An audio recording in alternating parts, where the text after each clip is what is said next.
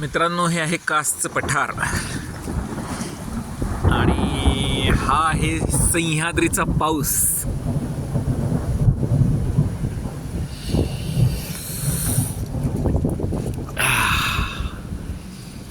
या हॉटेल श्रीललामध्ये आम्ही थांबलोय. रिसॉर्ट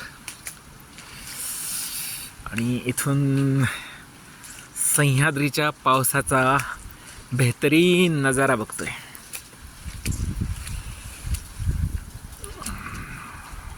हा सगळा व्ह्यू, हे धुक्यात हरवलेलं, पावसात हरवलेलं जे समोरचं टेकडी दिसते ती म्हणजे सज्जनगड, रामदास स्वामी महाराजांचा सज्जनगड, ज्यांना छत्रपती शिवाजी महाराजांनी एक गड भेट दिला होता ज्याच्यावर त्यांचं पूर्ण आध्यात्मिक काम चालायचं. तिथून त्यांनी अनेक ग्रंथाची निर्मिती केली.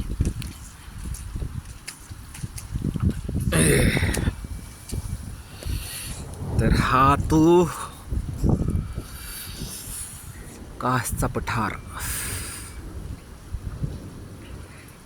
2च तासापूर्वी इथं प्रचंड ऊन होतं आणि महाबळेश्वर सोडून आम्ही कासच्या पठारावर आलो, कारण पावसाचं एस्टिमेट इकडं होतं.